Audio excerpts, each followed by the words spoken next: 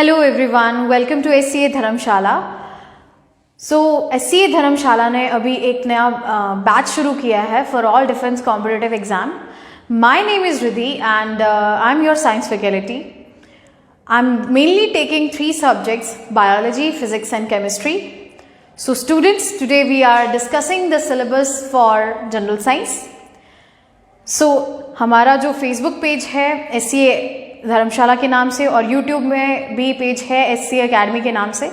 आप प्लीज़ उसे लाइक और सब्सक्राइब करें ताकि जो बच्चे घर बैठे अपनी तैयारी कर रहे हैं या जो अकेडमीज़ में आ नहीं सकते वो घर बैठे ही अपनी तैयारी करें।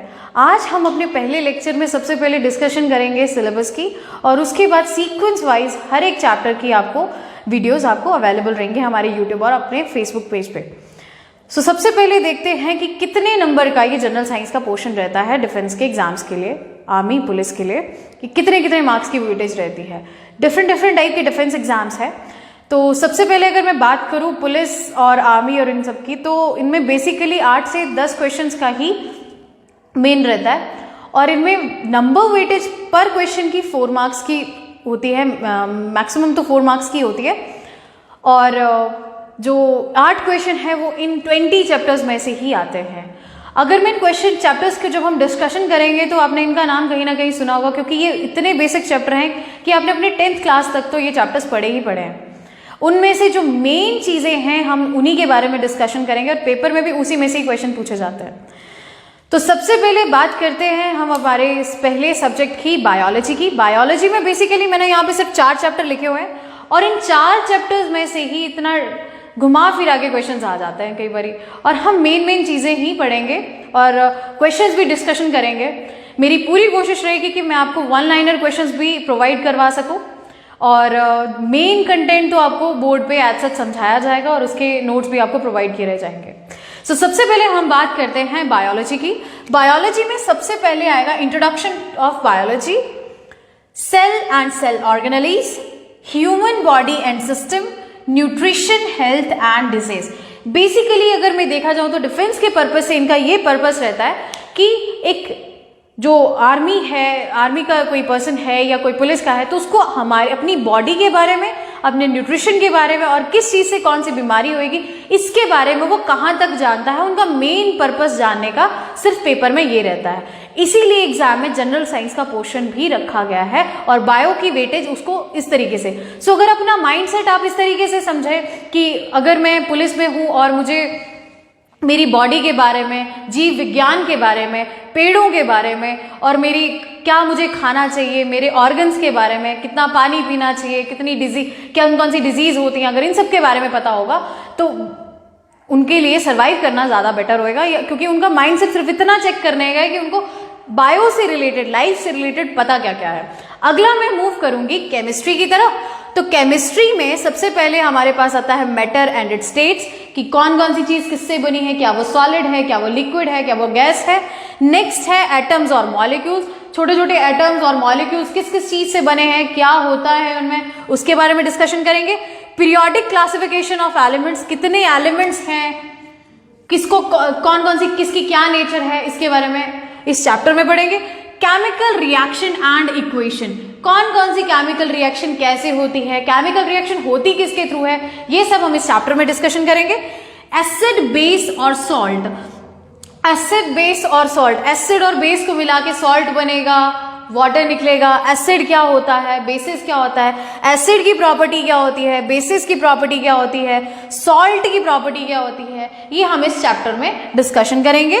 मेटल्स और नॉन मेटल्स कैसे एक दूसरे से अलग है, मेटल को कौन सी चीज अलग करती है, नॉन मेटल को कौन सी चीज अलग करती है, मेटल की श्रेणी में कितनी चीजें आती हैं, नॉन मेटल की श्रेणी में कितनी चीजें आती हैं, ये हम इस चैप्टर में डिस्कशन करेंगे। उसके बाद कार्बन और इट्स कंपाउंड, जिसको हम ऑर्गेनिक बोलते हैं, कार्बन किस चीज से कैसे मिलती है और वो क्या बना देती है, कौन सा कंपाउंड बना देती है। जैसे कि अगर मैं बात करूं शुगर की तो उसका फॉर्मूला होता है C12H22O11, तो उसमें भी कार्बन है ना। तो कार्बन जो है वो किसके साथ जुड़ के क्या चीज बनाती है वो हम इस चैप्टर में डिस्कशन करेंगे। अब इन्वायरमेंट में क्या केमिस्ट्री हो रही है, इन्वायरमेंट में केमिस्ट्री क्या रोल प्ले कर रही है, कैसा मौसम है, कौन कौन से पॉल्यूटेंट है, एयर पॉल्यूशन क्या है, ये एयर पॉल्यूशन भी तो किसी गैस की वजह से हो रहा है और गैसेस को हमने केमिस्ट्री में डील करना है। तो इन्वायरमेंटल केमिस्ट्री में हम इनटू केमिस्ट्री को किस नज़र से देखेंगे, एनवायरमेंट की नज़र से देखेंगे कि इन्वायरमेंट में केमिस्ट्री क्या रोल प्ले कर रही है। अगला मैं मूव करूंगी फिजिक्स की तरफ, और फिजिक्स में हमारे 8 चैप्टर की वेटेज है। 8 चैप्टर्स में से क्या क्या चीजें आएंगी वो हम डिस्कस करते हैं। देखिए, सबसे पहला चैप्टर है हमारा यूनिट्स एंड मेजरमेंट्स। किस चीज को कैसे नापा जाता है, उसका मेजरमेंट कैसे किया जाता है, कौन सा सिस्टम हम फॉलो करते हैं मेजरमेंट के लिए, वो चीज। ऊपर से mechanics, next chapter is mechanics, motion और इट्स लॉ। मोशन में सबसे पहला नाम आता है न्यूटन्स का। तो न्यूटन्स ने ऐसे कौन से लॉ दिए थे जिसके बारे में हम पढ़ेंगे, बहुत डेप्थ में पढ़ेंगे। वर्क, पावर और एनर्जी, ये तीनों टर्म्स अपने आप में रिलेट कैसे करती हैं, अलग अलग महत्व क्या है वर्क, पावर, एनर्जी का। ग्रेविटेशन, हिंदी में गुरुत्वाकर्षण, ग्रेविटेशन अर्थ को कैसे संभाले हुए, ग्रेविटेशन क्या रोल प्ले करती है, ये भी हम नेक्स्ट चैप्टर में देखेंगे। चैप्टर नंबर 4 रहेगा हमारा।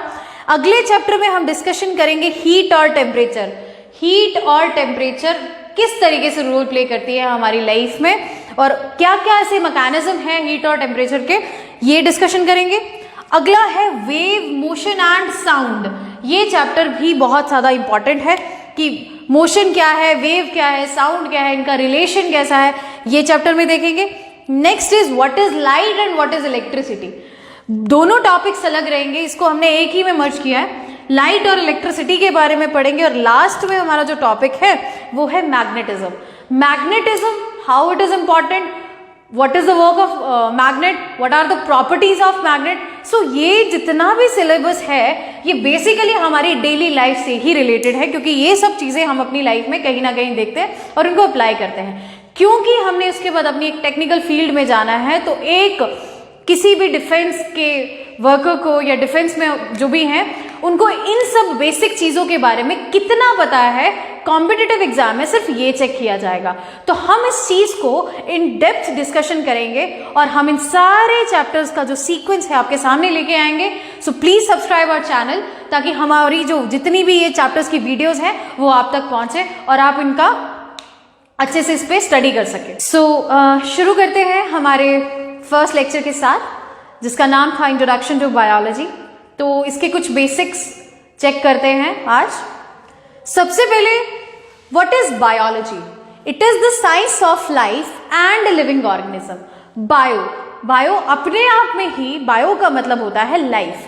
तो जितनी भी चीजों में लाइफ है, जो भी है, आपको इस धरती पे जितनी भी चीजों में लाइफ दिखती है वो सबको हम स्टडी करते हैं अंडर बायोलॉजी। सो लाइफ है और वो लिविंग ऑर्गेनिज्म भी है। So this is called as biology. It is the science of life and living organism. So बात आती है कि सबसे पहले बायो को इन डेप्थ किसने स्टडी किया था, और जिसने इन डेप्थ स्टडी किया था हम उसको बोलते हैं फादर ऑफ बायोलॉजी। सो हमारे पास फादर ऑफ बायोलॉजी में एक नाम आता है Aristotle. Aristotle was the father of biology. Question direct आ जाता है कई बारी कि who is father of biology. So आपको 4 ऑप्शंस दिए होंगे, आपको एक करेक्ट करना है। तो अगर मैं A, B, C, D का बात करूं, अगर B ऑप्शन में एरिस्टोटल है तो you have to take the Aristotle, because who is the father of biology? Aristotle is the father of biology. अब अगर मैं बात करूं तो लाइफ तो पेड़ों में भी है, लिविंग ऑर्गेनिज्म में और क्या, एनिमल्स भी हैं, चाहे इंसान है चाहे वो छोटी सी चींटी है, सब में लाइफ है। तो एक कैटेगरी तो हमने एक अलग कर ली कि एक कैटेगरी है एनिमल्स की और दूसरी कैटेगरी है हमारे पास प्लांट्स की। सो जो प्लांट्स वाली कैटेगरी है उसको बायो में हम कहते हैं बॉटनी, उसको कहते हैं botany. So what is botany? It is the study of plants. इसके साथ में एक छोटा सा पेड़ बना देती हूँ सो दैट याद रहे कि study of plant is called as botany. Then the question is, who is father of botany? So the father of botany is Theophrastus. Who is the father of botany? Theophrastus. Theophrastus. Father of botany. तो botany पे in depth सबसे पहले study किसने किया था? Theophrastus ने। Clear with it? Next we will move on to animals. तो animals में मैं अगर एक ह्यूमन बीइंग ड्रॉ करूं, सो जब हम स्टडी ऑफ एनिमल्स करते हैं उस पर्टिकुलर फील्ड को कहते हैं zoology. So what is zoology? It is the study of animals. सबसे पहले एनिमल्स को भी तो किसी ना किसी ने इन डेप्थ स्टडी किया होगा। The same person, father of biology and father of zoology are same, ये दोनों सेम है। फादर ऑफ जूलॉजी किसको बोला जाता है? एरिस्टोटल। और फादर ऑफ बायोलॉजी किसे बोला जाता है? एरिस्टोटल। फादर ऑफ बॉटनी कौन है? थियोफ्रेस्टस। और what is botany? It is the study of plants. मैंने यहां पे प्लांट भी ड्रॉ किया हुआ है। And what is zoology? It is the study of animals. Animals में ह्यूमन बीइंग को मैंने ड्रॉ किया हुआ है। सो नेक्स्ट आता है कि इतना तो हमें अभी तक क्लियर हो चुका है कि बायो में सिर्फ लाइफ और लिविंग थिंग की बात की जाती है, मतलब जिसमें जो जीवित है, जिसमें प्राण है। सो नॉन लिविंग चीज भी तो होती है। सो नॉन लिविंग और लिविंग के बीच में जो दो सिमिलैरिटीज हैं वो क्या है? Both found in biological world. अगर मैं पर्टिकुलर एक किसी एरिया की बात करूं तो ऐसा तो नहीं है कि उसमें सिर्फ लिविंग ही चीजें हैं, ऐसा है? ऐसा बिल्कुल नहीं है, उसमें नॉन लिविंग भी तो होंगी। तो नॉन लिविंग भी यही है, बट हम बायो में सिर्फ किन चीजों को पढ़ते हैं? सिर्फ लिविंग चीजों को। और सिमिलैरिटी क्या है? Both made up of different metals. दोनों, सॉरी मेटल्स नहीं, एलिमेंट्स, दोनों किसी ना किसी चीज एलिमेंट से बने। एग्जाम्पल के तौर पे मैं लेके चलती हूं एक ट्री और एक तरफ से मैं लेके चलती हूं एक एयर कंडीशनर, एसी। ट्री भी किसी ना किसी चीज से बना है, एसी नॉन लिविंग है, तो ये भी किसी ना किसी एलिमेंट से बना है।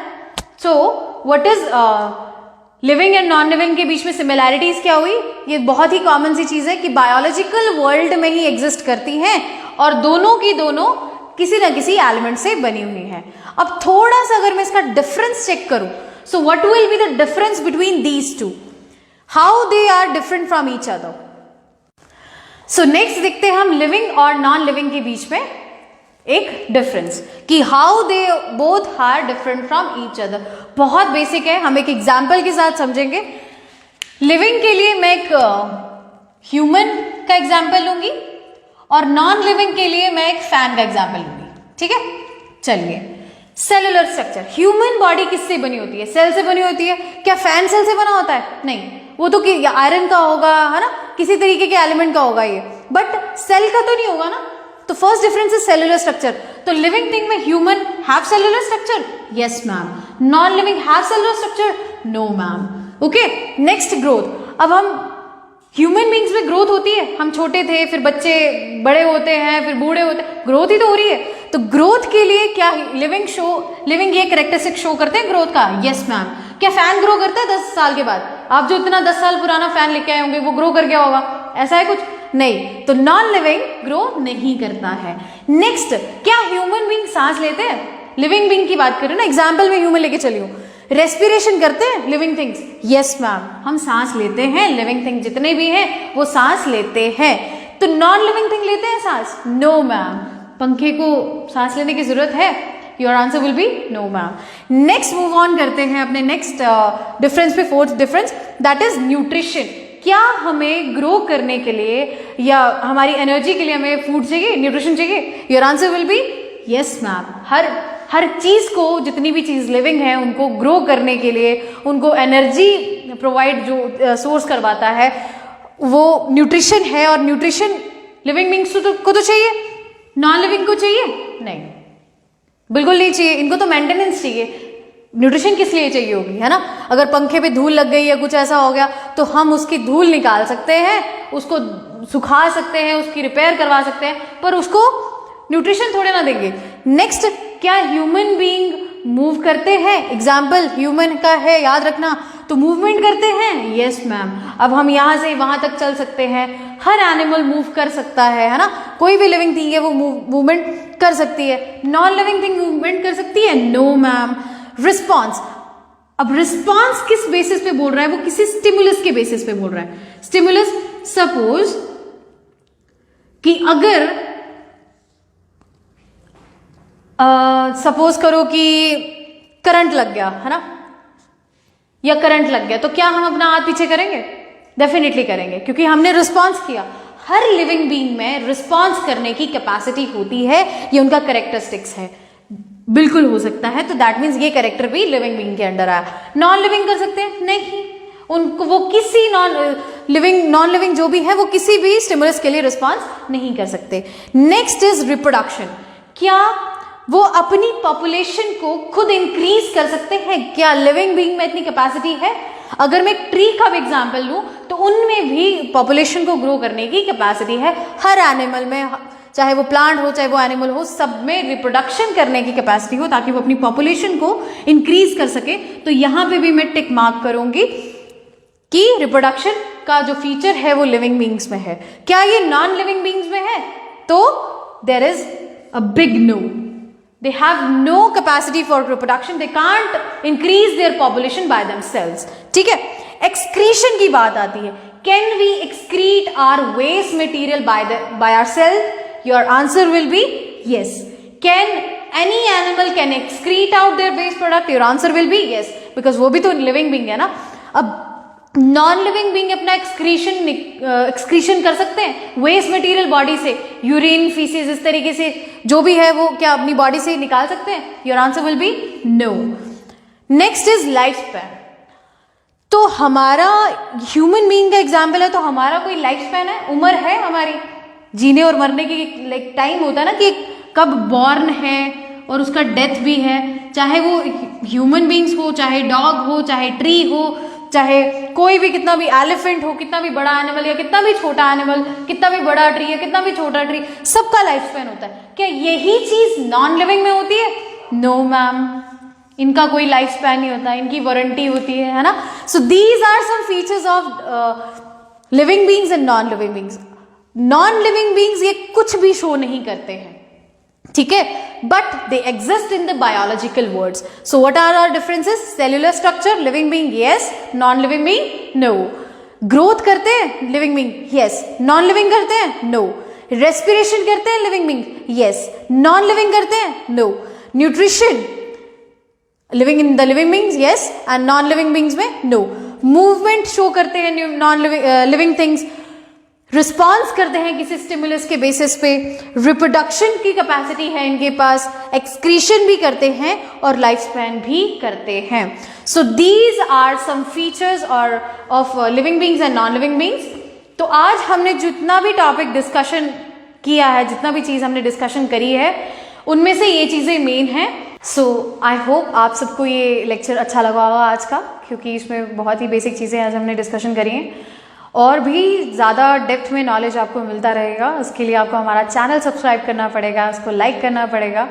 और जितना भी सिलेबस है, ये जो 20 चैप्टर्स आज हमने डिस्कशन में लेके आए हैं, उन सबको टर्न बाय टर्न आपको सब तरीके से अच्छे से पढ़ाया जाएगा। सो कनेक्ट करें हमारे चैनल के साथ। Thank you so much.